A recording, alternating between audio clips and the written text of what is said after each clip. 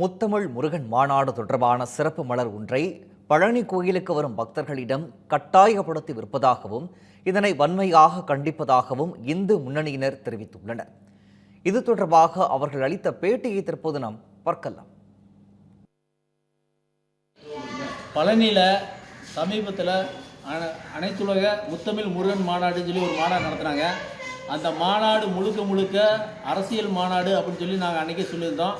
அதோட சாரம்சம் இன்றைக்கி எப்படி இருக்குது அப்படின்னா, பழனியில் அந்த முத்தமிழ் முருகன் மாநாடுடைய தொகுப்புன்னு சொல்லி 2750 ரூபாய்க்கு ஒரு புத்தகத்தை பழனி மலையில் விற்றுட்டு வராங்க. அது எப்படி வலுக்கட்டாயமாக விற்றுட்டு வராங்க. வரக்கூடிய தங்கரதில் இருக்கக்கூடிய பக்தர்கள், அதெல்லாமல் ஏதாவது டொனேஷன் கொடுக்குறவங்க, விஐபி தரிசனத்துக்கு வரவங்க, இவங்ககிட்டலாம் நீங்கள் இந்த புக்கு வாங்கியாகணும்னு சொல்லி கட்டாயப்படுத்துகிறாங்க.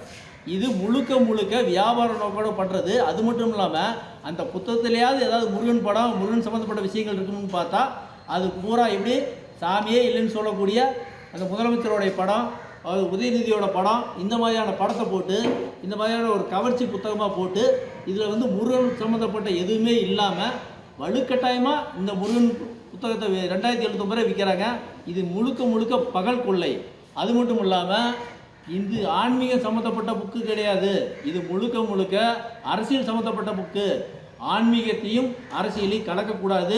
இங்கே வரக்கூடிய பக்தர்கள் முருகனை மட்டுமே ஏற்றுக்கிட்டு வர்றாங்க. எந்த அரசியல் கட்சி தலைவரையும் ஏற்றுக்கிட்டு வரல. அதை முதல்ல இந்த அரசாங்கம் புரிஞ்சுக்கிட்டு இந்த புத்தகத்தை வலுக்கட்டாயமாக விற்கிறத தடுத்து நிறுத்தணும். இதுக்காக இந்து முன்னணி ரொம்ப கடுமையாக நாங்கள் போராடுவோம். இந்த புத்தகத்தை இனி வலுக்கட்டாயமாக கொடுத்தாங்க அப்படின்னா மிகப்பெரிய போராட்டம் இருக்கும்.